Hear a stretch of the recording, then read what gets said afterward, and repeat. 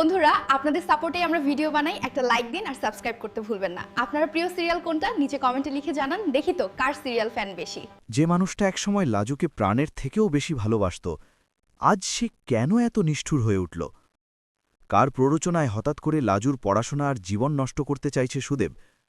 আর ঠিক সেই সময় অনুভবের হঠাৎ আগমন। এবার কি ফাঁস হবে বনলতার ভয়ঙ্কর ষড়যন্ত্র? যে মানুষটা একসময় লাজুকে খুব ভালোবাসত, আজ সে কেন এত বদলে গেল? লাজুর অবস্থা খারাপ করতেই যেন হঠাৎ করে কঠোর হয়ে উঠল সুদেব। সম্পূর্ণ ঘটনাটা বুঝতে হলে শুরু থেকেই দেখা যাক। গল্পের শুরুতে দেখা যায় লাজুরা সবাই মিলে সকালের নাস্তা করছিল। ঠিক তখনই বাড়ির কলিং বেল বেজে ওঠে। লাজু দরজা খুলতেই অবাক হয়ে দেখে সুদেব দাঁড়িয়ে আছে। সুদেবকে দেখে কিঙ্কিনি এগিয়ে এসে বলে, আরে সুদেব, তুমি হঠাৎ এলে নাকি? সুদেব সরাসরি লাজুর দিকে তাকিয়ে বলে, লাজু, আমি তোকে নিতে এসেছি। সুদেবের কথা শুনে লাজু একটু অবাক হয়ে বলে, কিন্তু তোমাকে তো আমি বলেছিলাম আমার কয়েকটা ক্লাস আছে, ক্লাস শেষ করেই আমি নিজে চলে যাব, তোমার আসার দরকার ছিল না। সুদেব তখন একটু বিরক্ত গলায় বলে, তুই এত প্রশ্ন করিস না, তোকে যা বলেছি সেটাই করবে। কিঙ্কিনি তখন পরিস্থিতি সামলাতে বলে, বাইরে দাঁড়িয়ে কথা বলছো কেন, ভেতরে এসো। সুদেব, তুমি হাত মুখ ধুয়ে নাও, আমরা নাস্তা করছিলাম, তোমারও হয়ে যাবে। কিন্তু সুদেব মাথা নেড়ে বলে, না, আমি খাবো না, আমি স্টেশন থেকে খেয়ে এসেছি। লাজু, তুই তোর ব্যাগ গুছিয়ে নে, আজই তোকে আমার সাথে ফিরতে হবে। তখনই অনুভব অবাক হয়ে বলে, হঠাৎ করে যাবে কেন? ওর তো ক্লাস আছে, সপ্তাহে 2 দিন যায়, আর আজও তো যাবার কথা। সুদেব তখন কড়া গলায় বলে, আমি আমার বউকে নিতে এসেছি, তাই এই বিষয়ে অন্য কারোর কথা শুনতে চাই না। অনুভব মনে মনে ভাবে, ব্যাপারটা ঠিক কি হলো? সুদেব তো এমনভাবে কথা বলে না, তাহলে আজ এত রাগ কেন? এর মাঝেই লাজু ধীরে বলে, তুমি এমন আচরণ করছো কেন সুদেব? সুদেব বলে, আমি স্বাভাবিকভাবেই কথা বলছি, এখান থেকে তোকে নিয়ে যেতে এসেছি, এর বেশি কিছু নয়। জেঠু তখন শান্তভাবে বলে, সুদেব, আমরা তো তোমাকে এমন ব্যবহার করতে কখনো দেখিনি, হঠাৎ করে এত রাগ কেন? আর আগে যদি এত টান থাকত, তাহলে লাজুকে নিজের বাড়িতে রাখলে না কেন? কেন ওকে এখানে রেখে গিয়েছিলে?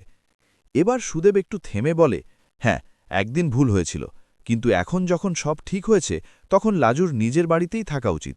এই সময় অনুভব বলে, না, লাজু এখন যাবে না, ওর যা করার আছে সেটা শেষ করুক। সুদেব বিরক্ত হয়ে বলে, তুমি আমাদের ব্যাপারে কেন কথা বলছো? আর টিচার দিদি, আপনি কি আপনার স্বামীকে সামলাতে পারেন না? অন্যের সংসারে কেন কথা বলছে? এই কথা শুনে অনুভব রেগে যায়, মনে হয় যেন ঝাঁপিয়ে পড়বে।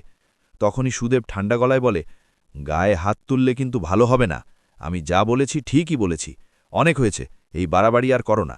আর যদি লাজুর জন্য এত দরদ থাকে, তাহলে তুমি বরং লাজুকেই বিয়ে করে নাও।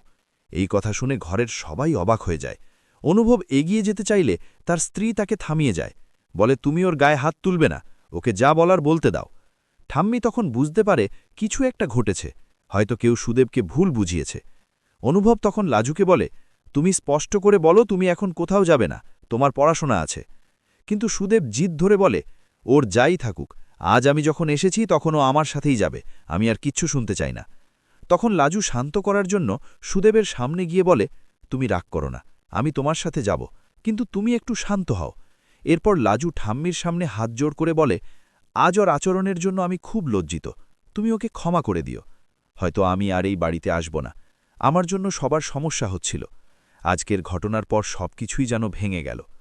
লাজুকে নিয়ে সুদেব বেরিয়ে যেতে লাগল, ঠিক তখনই ঠাম্মি ডাক দিল, নাড়াও, লাজু, তোমার স্বামীর সাথে আমার কিছু কথা আছে। তারপর ঠাম্মি সুদেবকে বলল, আমি জানি না তুমি কেন এমন করলে, আমরা তোমাকে খুব ভালো ভেবেছিলাম, কিন্তু আজ তোমার আচরণ দেখে খুব খারাপ লাগল।